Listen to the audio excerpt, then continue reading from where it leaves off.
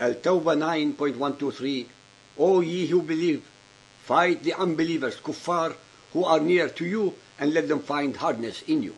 Muhammad 47.4. When you meet the unbelievers, kuffar, smite at their necks. When you have thoroughly subdued them, bind your captives firmly.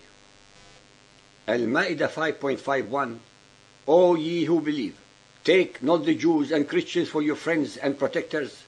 They are but friends and protectors to each other. And he amongst you that turns to them for friendship is of them. Verily, Allah guideth not a people unjust.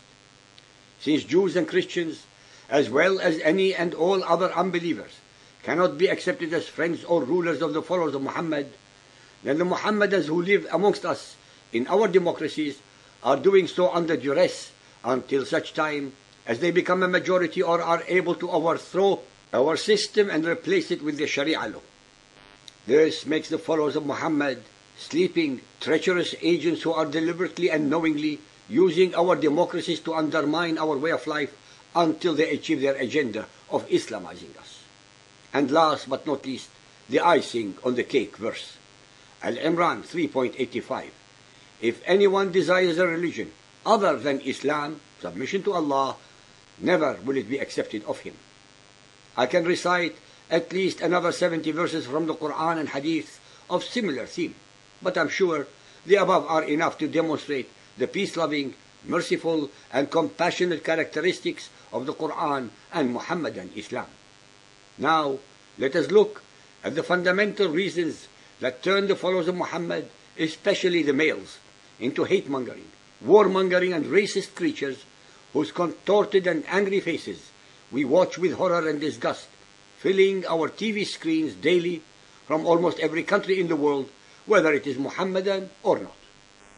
What I am about to share with you is not rocket science, nor does it need a psychologist to come to the same conclusions. All we need to do is use simple, everyday logic. The items that forbid the followers of Muhammad of enjoying a good and happy life on earth are found mostly in the hadiths of Muhammad's Sunnah, while the promises of eternal, carnal, and sensual pleasures for the jihadis dying in the process of slaughtering unarmed, so-called unbeliever civilians are found in hundreds upon hundreds of verses in the Quran. Between the promises of the Quran and the prohibitions of Muhammad's Sunnah, the fundamentalist male Muhammadan believers are turned into demonic killing machines, looking forward to die in the cause of their God Allah, to get their rewards in Muhammad's whorehouse version of paradise. Dear listeners, please be aware that no rewards are promised to the female believers of Muhammadan Islam in death, except maybe as playmates of the dead jihadists. Unfortunately for them, both the Quran and Hadith instruct the female followers of Muhammad to be groveling and obedient servants of their male masters, especially their husbands, who can beat them, forbid them from associating with others, to have sex with him whenever and however he wills, to cover their bodies as if they were genitals exciting other males, etc., etc. The hadiths especially demonstrate Muhammad's contempt for the females of the human species, especially since he compares them to dogs and donkeys, and who are lacking in intelligence and spirituality. As we have demonstrated in other chapters of ours, the Quran forbids even the unmarried, consenting adult followers of Muhammad from having sex, upon pain of flogging that was overturned later by Muhammad's Sunnah into death by stoning.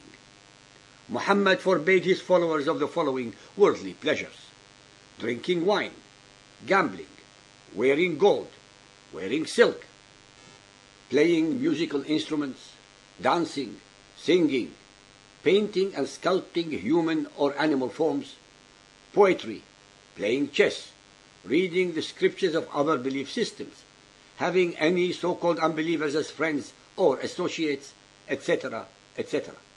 Ladies and gentlemen, so-called believers and unbelievers, please ponder deeply and fairly for a few hours upon the above prohibitions and or promises if applied to any of you, and reflect upon what mental state you would have if applied during your lifetime as you are growing up into adulthood. Be honest with yourself. we have absolutely no doubt whatsoever how the human end product would behave. The absolute majority of the females of Muhammadan Islam grow up uneducated, oppressed, terrorized, beaten, humiliated and unloved creatures who pass their ignorance and twisted psychological profile to the next generation of males and females. As for the males, they grow up despising their female counterpart as inferiors to them, who must only follow their dictates. Again, there is neither love nor respect, since they see how their fathers and brothers treat the females and others.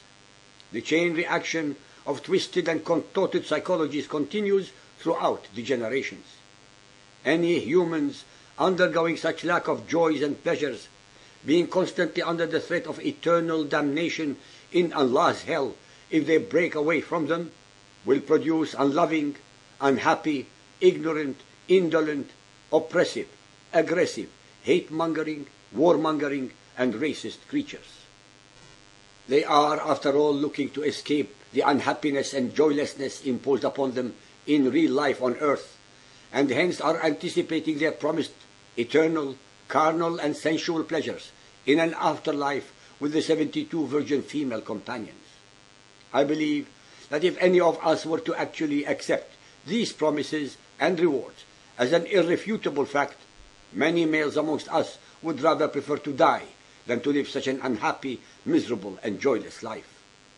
Muhammad thus created the most diabolical weapon of war that could ever be conceived, the human suicide-killing machine. As we have shown in our chapters, his mostly illiterate, superstitious, and ignorant followers were eager and willing to die for his cause in expectation of his unsubstantiated and uncorroborated promised rewards, because they actually believed his claims to being the messenger of Allah. It should then be not a great surprise as to why the fundamentalist followers of Muhammad commit their atrocities with such a degree of pathological and depraved indifference to mercy or compassion in expectation of immense rewards in death.